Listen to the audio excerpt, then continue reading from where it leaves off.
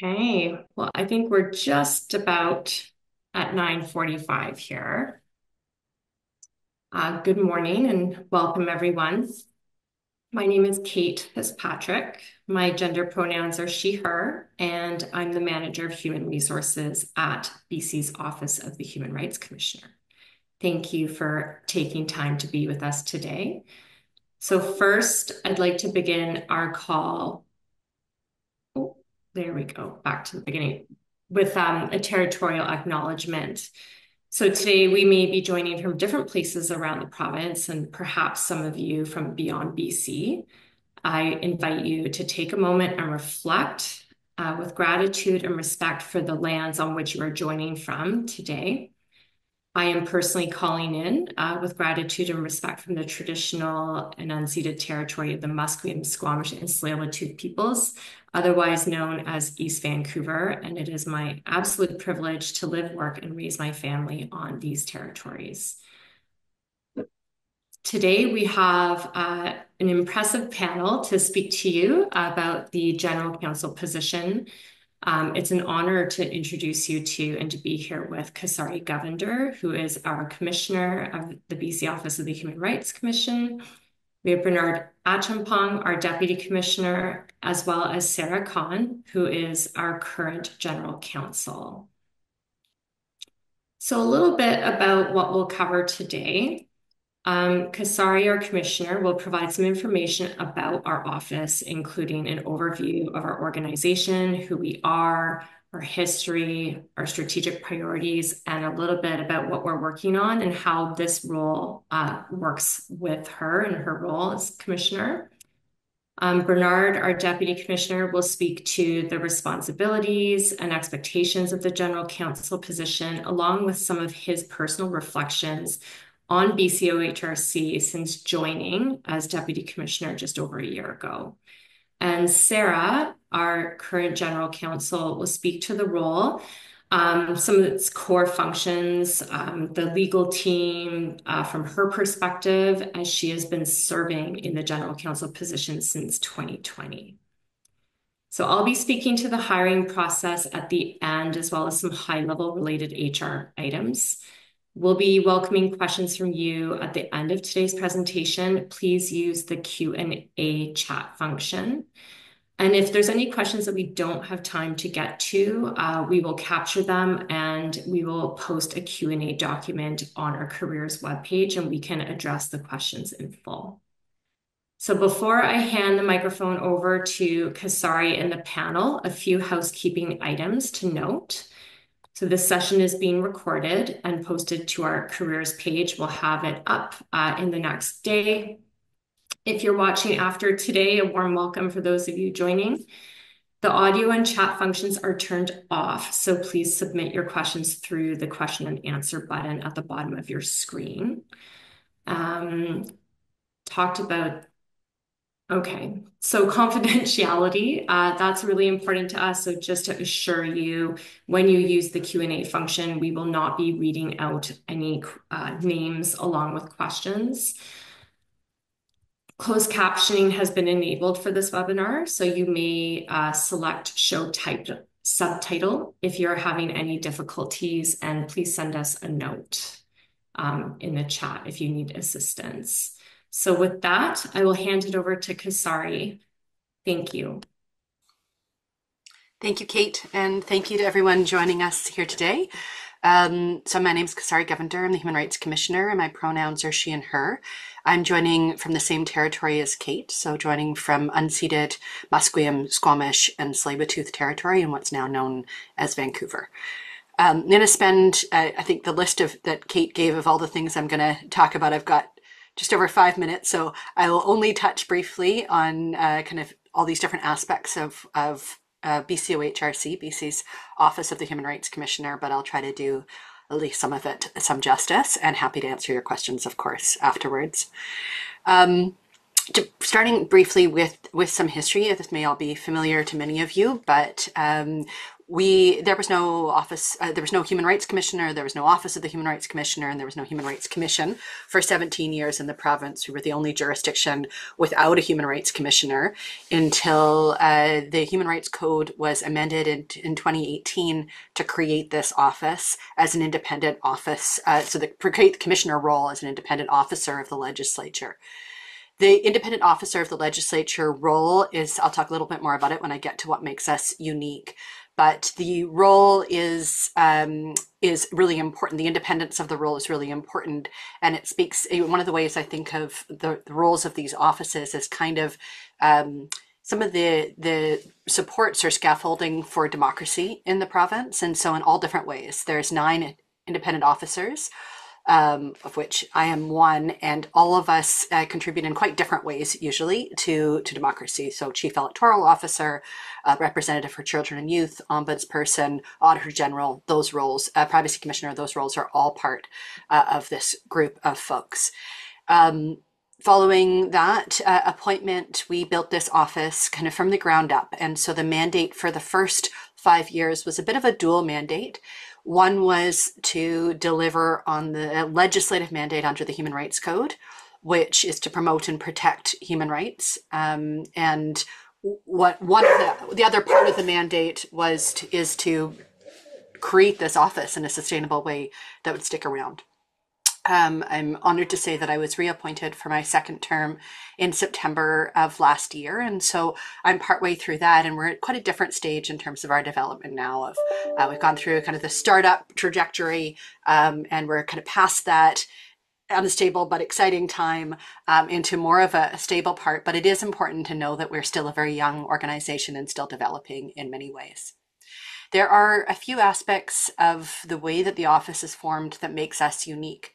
One of them is the independence, and that, as I've talked about for a little bit already, which is that I report directly to the legislature. I'm not appointed, nor is our budget set by the government of the day. It's set by the legislature.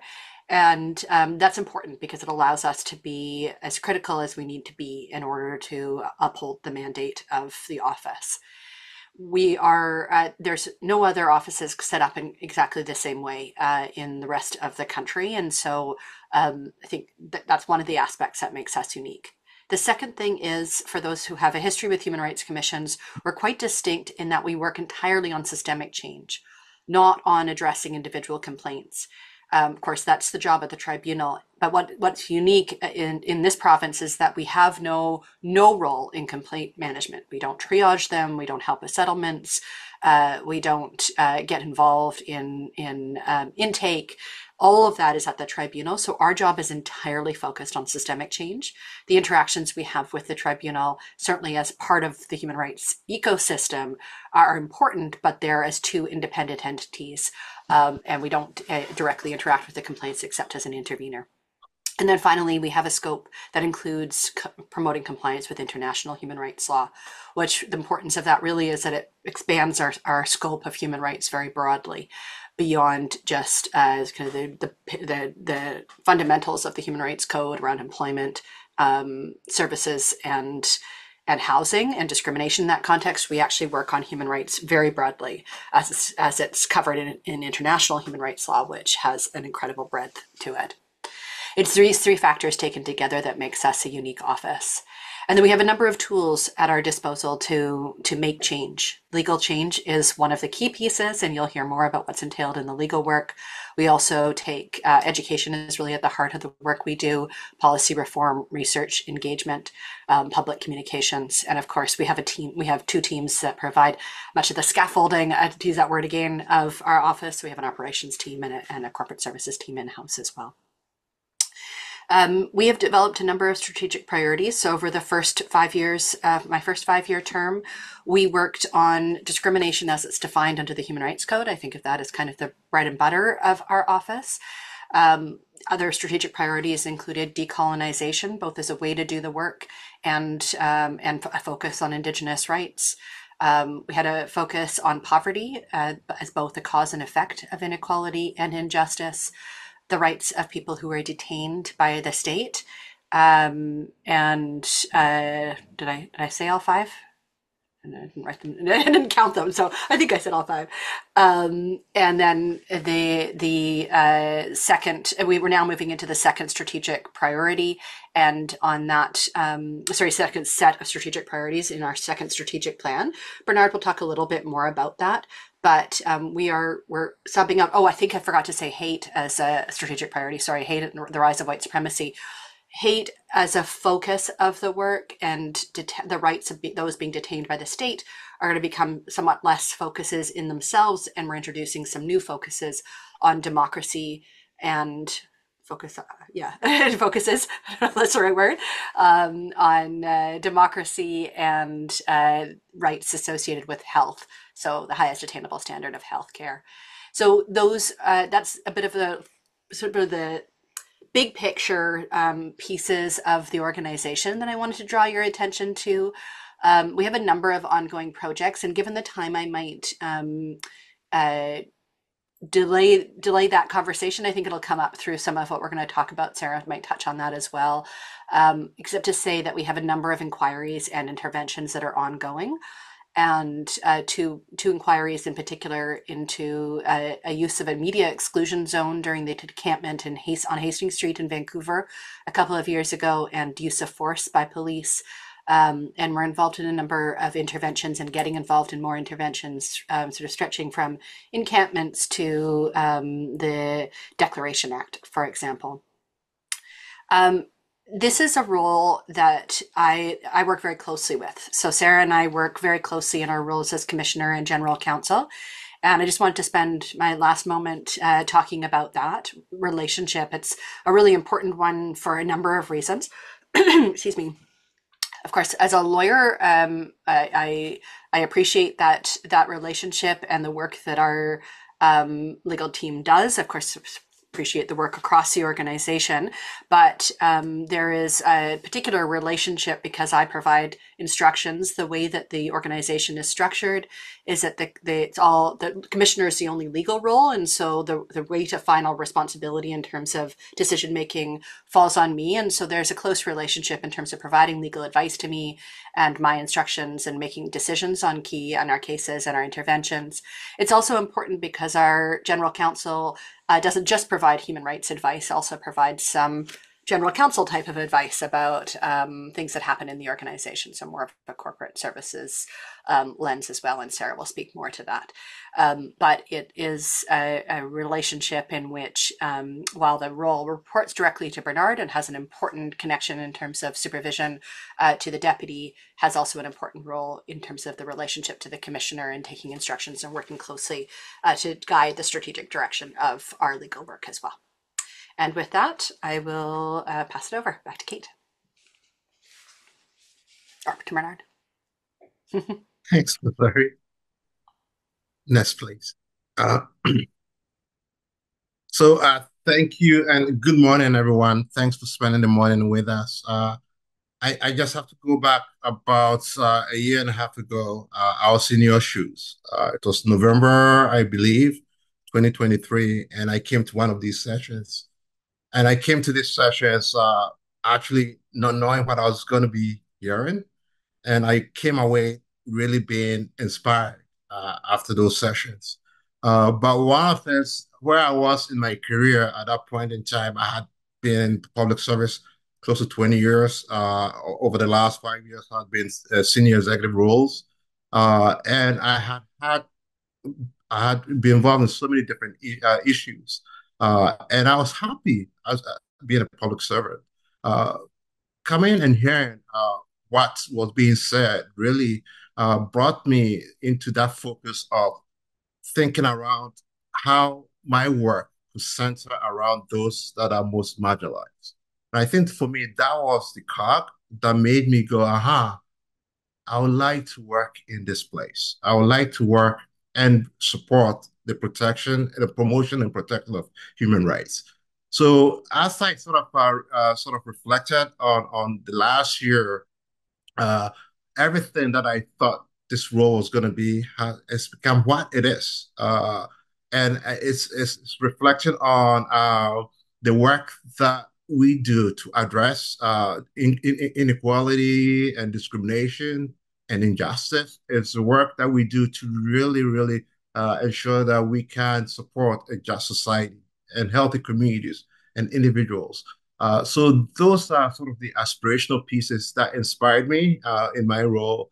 And as I've lived over the last year in this role, it's really coming to life for me. As you sort of reflect on this critical general counsel role, one of the things I will sort of reflect with you on as the role that this position will have in setting the strategic direction of the office. So Kasari sort of touched a little bit about the work that we've sort of done over the last 5 years. We've done an evaluation of that work. That's actually going to be published in the next month or so. And we also thinking about what the next 5 years could look like. And this role will have a huge role in providing the strategic advice and insight into where we go. So we are looking at how we strengthen and work through decolonization.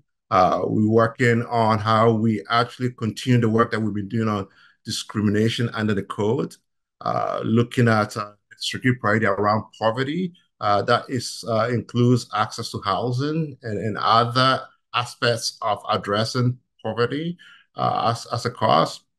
We're also looking at, as Kasari had mentioned, access to the highest achievable, attainable standard of healthcare, of health. And also democratic rights.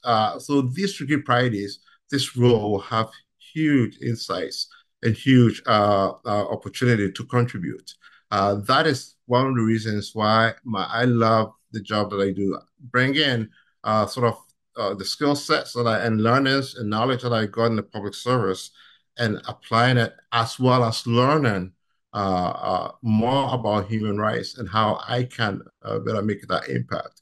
Um, at the end of the day, about in 2017, I remember going to a leadership conference set by the Governor General at that point, and I remember I went away thinking about uh, my part in making or choosing a Canada that we want to build and live in. As I reflect on this role and as I reflect on our work, I always think about what is our part in building a British Columbia that we really want to live, particularly in this day and age. So that's sort of my personal reflections on the importance of this role and how that role can contribute to the work that we do as an office. Next, please. So you see an organizational chart in front of you, but I think I would first just reflect on the fact that culture, and I'll maybe describe a little bit about the culture of the organization, because I always think culture is policy for breakfast, and understanding culture is the first huge part of understanding what you are getting yourself into. Uh, from my for the last year, one of the things that I can say about the culture that we work in is I can describe it in three words. I think one word that comes up for me is compassion. The caring, the team does, and that is something that really became evident as I started to work here. Value is another word. Value, the value that we provide as a team, the value that we see in each other as a team, and the other and the value of actually knowing that we are making such a difference. The third piece is reflexive. Uh, we don't always get it right. There are missteps, and being able to reflect on what we could do better, and being the organization that thinks through and assesses what they could do better. That's how I saw the culture. And so, with this culture, we are organized, as Kasara sort of briefly said, into these teams. We have the commissioner, we have the deputy commissioner, and we have these five teams. We have the legal team, we have the research and policy, corporate services, education and engagement, and communications and operations working together in a lockstep. Uh, to support the work of the commissioner. The general counsel's role will be part of the senior executive team, which has the executive directors for each of the departments listed, and also myself as the deputy commissioner and Kasara as a commissioner. That's a critical component of the general counsel's work.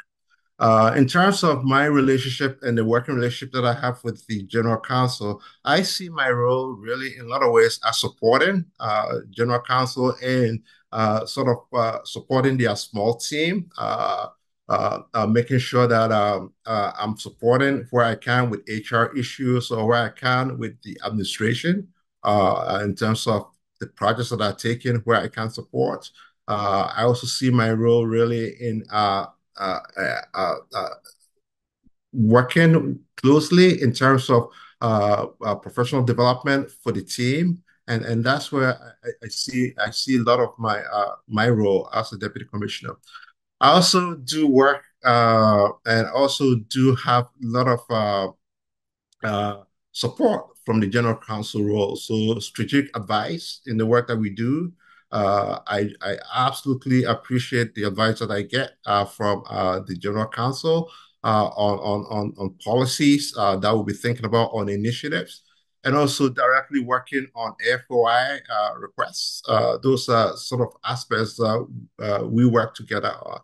So just as the general counsel works so closely with Kasari, I they do work with me as well, and I look at it a lot of times in how I can best support the general counsel and the team as they work on these significant issues.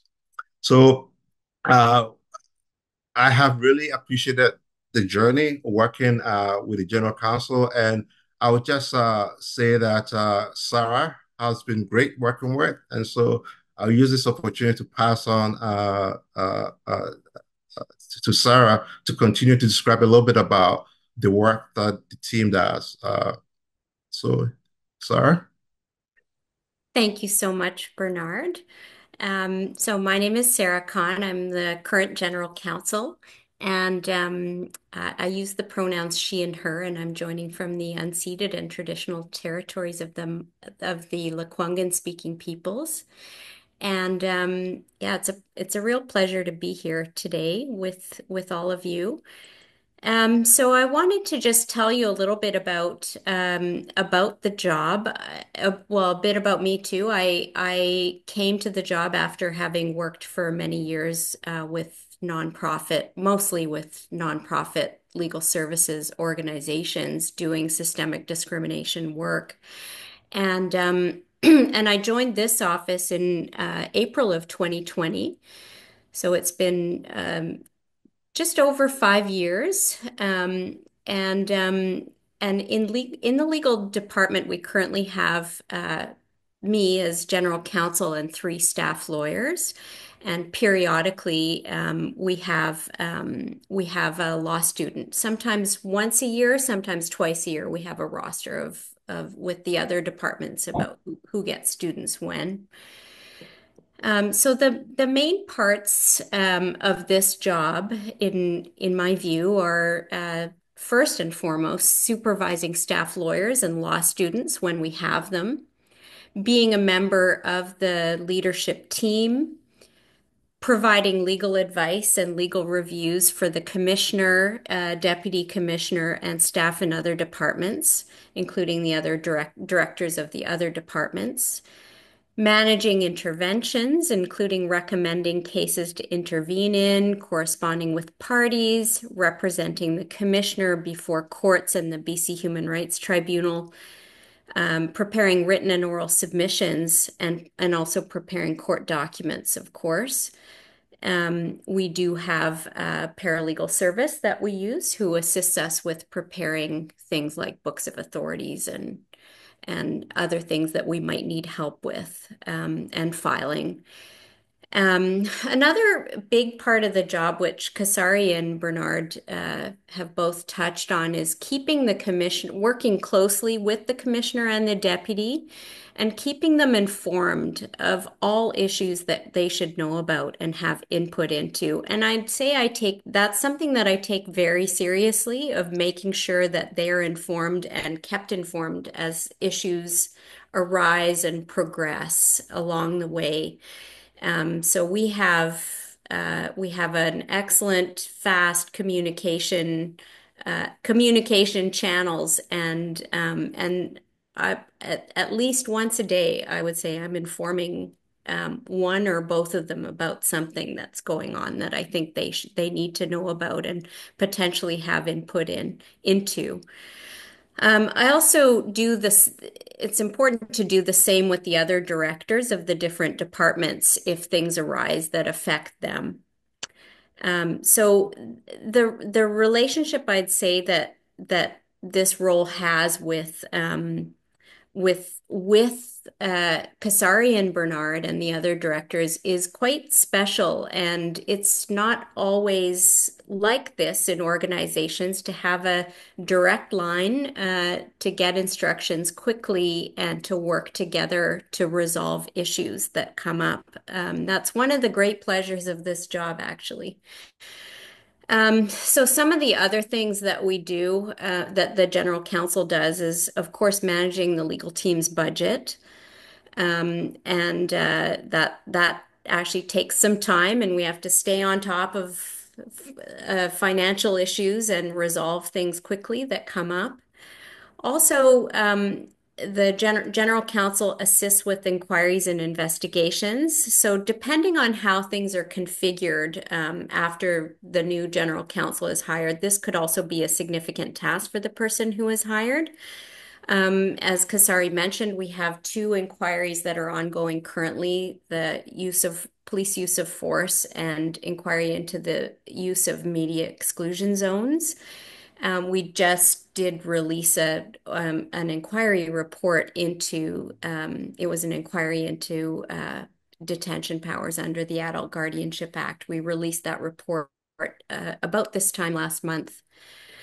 Some other parts of the job are responding to Freedom of Information requests and overseeing privacy impact assessments periodically, and also dealing with other privacy and freedom of information issues that might come up, because the General Counsel does act as the privacy officer for the organization. Some other things that General Counsel does are managing contracts and contractors, and assisting other departments with contract and grant related issues. General Counsel is also in charge of steering annual work planning for the legal department, strategic planning, and then also participating in those processes as a member of the senior executive team. Every year we have a sort of a planning cycle that we use, so participating in those. And then, of course, managing workload for the legal team, because there's four of us. So we just the general counsel needs to stay on top of who's doing what and trying to make sure that the workload is manageable. This job is very interesting. We get to meet another great thing about it is we get to meet some amazing people working in governments, including Indigenous governments, nonprofit organizations, academia, and other human rights organizations across the country. For example, this week I was or I guess it was last week, talking to folks at the Ontario Human Rights Commission, in their legal team to confer about a few things. It's just every day is different, and that's something that I love about this job. That every day is different. There's no cookie cutter day. Different things arise, and it's always interesting. We have been involved in about 8 interventions so far, and we have released 3 detailed inquiry reports into systemic human rights issues. So in my view, I think for a small team, we've been pumping it out. We've been involved in some really great projects and cases. We've also provided legal support to countless projects across the organization. Um, and then something also to note, because sometimes you think, oh, general counsel at the Human Rights Commission, it's going to be a lot of human rights law. Actually, human rights law is, of course, part of it, but we do spend the general counsel spends a lot of time working with HR and finance and IT on budgeting, invoicing, specialized IT support, hiring processes, budget meetings.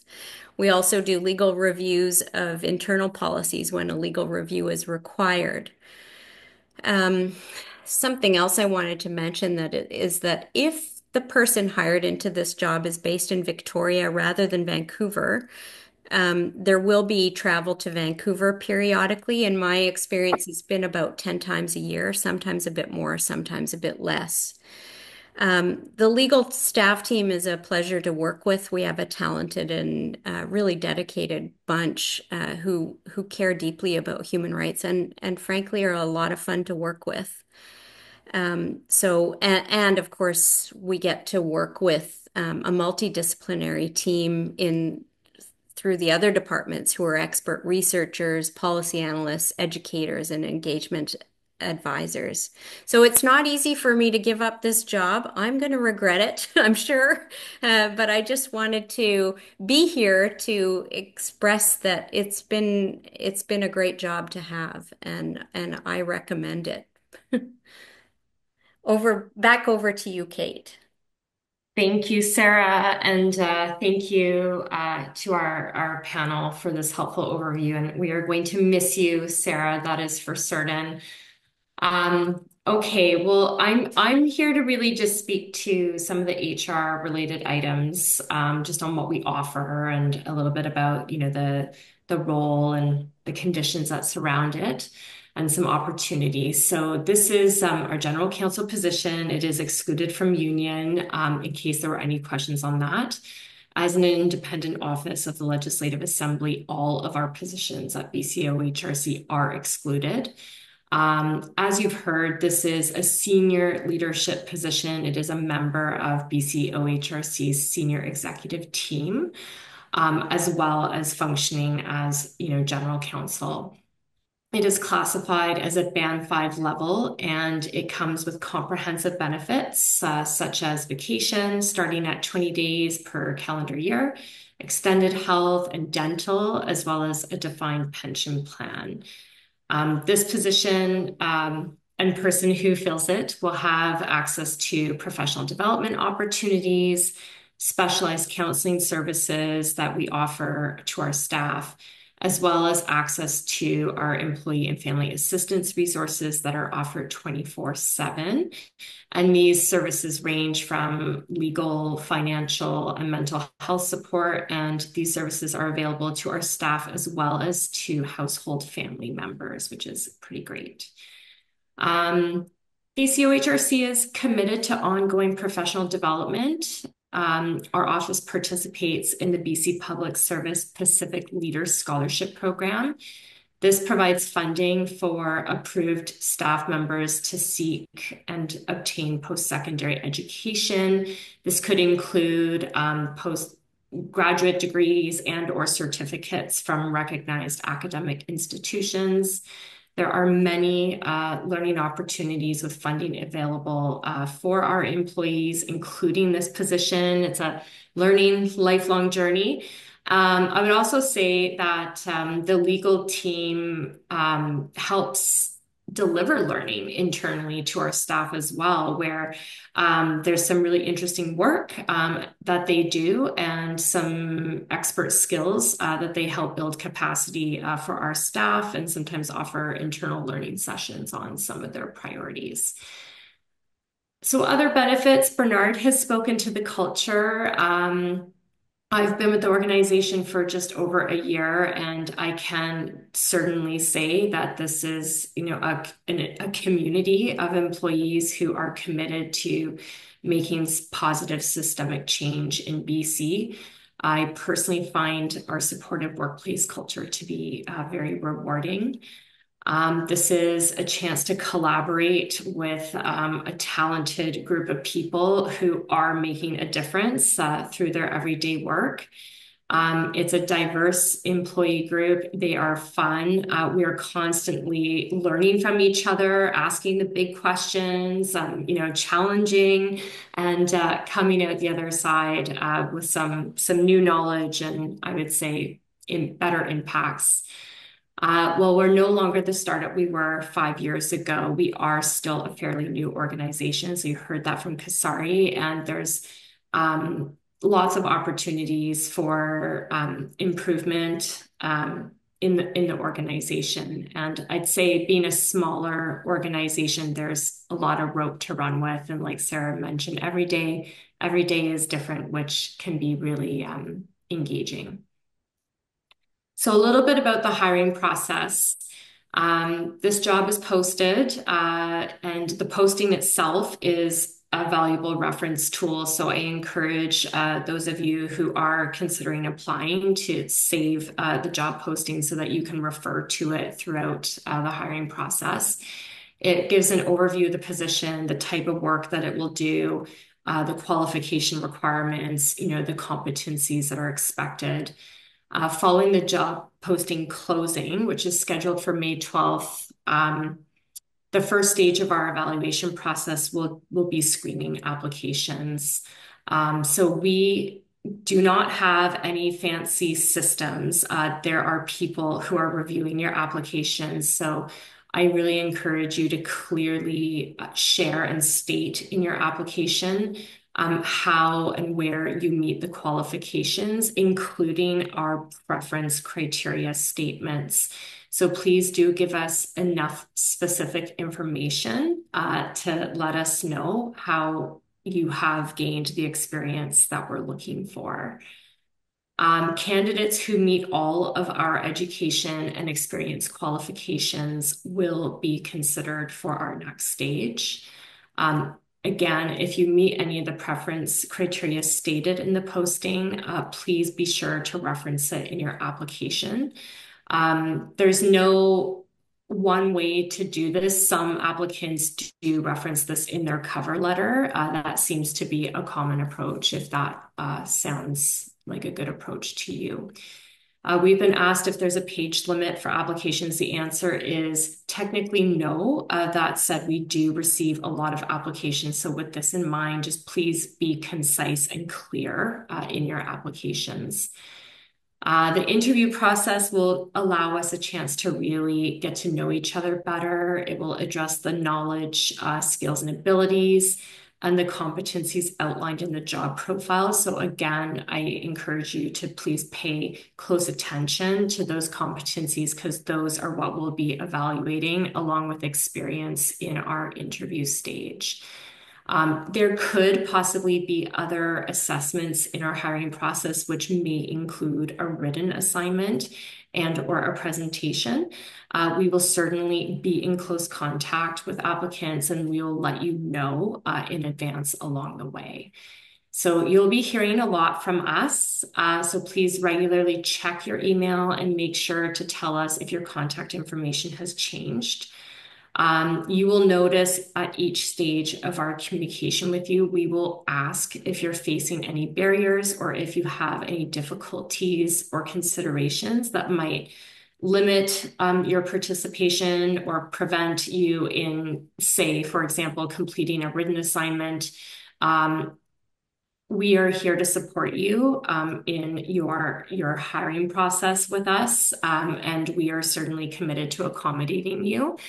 So please do reach out to us if there's any way that we can support you. And any questions or requests will certainly not negatively impact your application. We will try and be very upfront with our timelines. So we try to communicate if we know there's going to be an interview scheduled during a certain time, we'll communicate those to you in advance so that you can manage your calendars. So a little bit about preferences and equity. I'll just speak for a moment on this. So to complement our diverse workforce at BCOHRC, preference may be given to applicants who are Indigenous, Black, or racialized people or people with gender diverse identities or expressions, sexual orientations, and or people with disabilities. We are intentional about inclusive, equitable, and diverse hiring, and we believe in hiring staff with lived experience and experience with human rights. In order for our organization to be successful and do the work that we do, we know that it's important for our workforce to reflect the diverse communities which we serve in BC. So again, please do have a review of the preferential criteria and let us know how you meet them. We have so much to share with you, but I'm mindful that we have 5 minutes. So I really want to open the floor for questions and answers. And like I mentioned, we will be communicating with you throughout this process, and we can share more about each stage. And we welcome questions if you want to email the recruitment inbox, questions from this webinar or just questions in general about the hiring process. So with that, over to you for questions. Please use the Q&A function. We have one question in the Q&A already, and this person is asking, what is the division of work between management/admin, advice to the commissioner and deputy commissioner, and direct involvement in legal work, i.e. drafting, research, etc.? Is this analogous to an ED of a non-profit role? And that's the question being asked. I can take that one, Kasari and Bernard, if you'd like. Oh yeah, sir. All yours. Okay.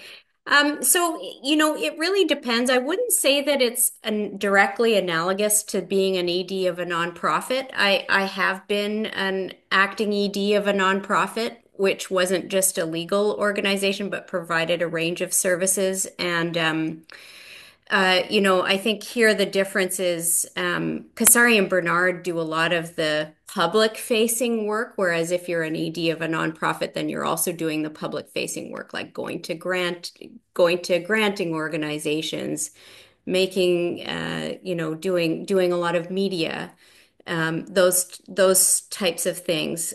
Here, we're a bit, other than, of course, in the inquiries and interventions, we are not, General Counsel is not making submissions to the Select Standing Committee, for example, on finance around our budget. And General Counsel doesn't do media. Occasionally we might assist with media, but we generally that's Kasari who's dealing with all of that. I would say, though, in terms of the division of labor between admin and legal work, I'd say that admin and supervision and team meetings and different meetings probably take up about probably 2 days a week, and then the rest 2 to 3 days a week, and then the rest is substantive legal work. So it's probably more akin to say, being a senior member of or maybe partly being a member of, being an executive director of a legal serving nonprofit, because I think there's a lot of analogies there. So yes, General Counsel is involved sometimes in doing some of the research and writing, preparing court documents, and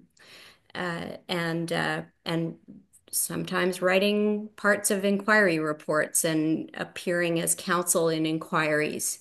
So it's a mix.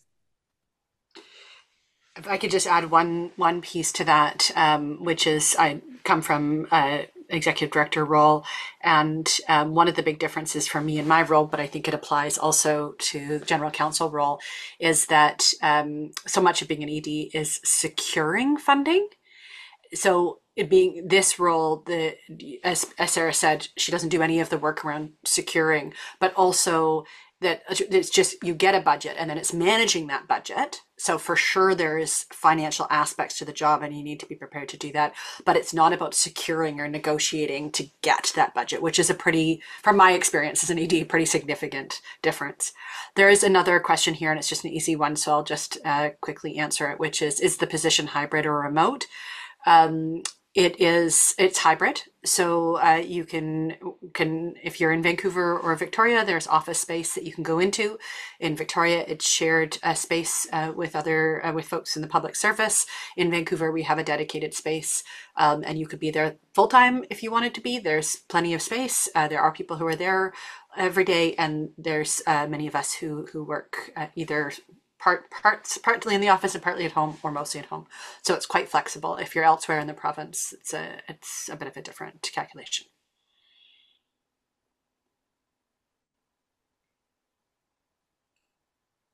Well, thank you, Kasari. There are no other questions in the Q&A. Maybe just take the 1 second to add one other piece, which is just to add to Kate's comments about trying or working hard to create an inclusive and diverse workforce. It's something that we're constantly striving to do better. So I don't want to hold us up as perfect, of course. But I do just want to add one piece, which is that we really value caregiving responsibilities. And that's, I know, something that not every workplace does. And it's something that I feel like it's pretty universal across of our team, is understanding that people have caregiving responsibilities for seniors in their lives, for children in their lives, or for people with disabilities. And that's an important and valued part of people's existence in the world. And we know we tend to attract people who are incredibly passionate and dedicated, as Bernard said.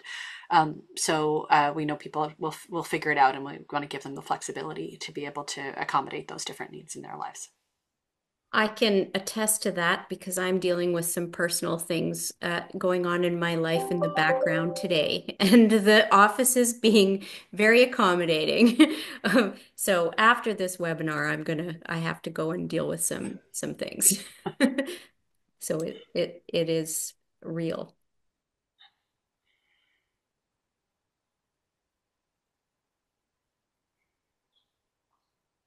Well, we wish you luck, Sarah, and are sending you the best intentions.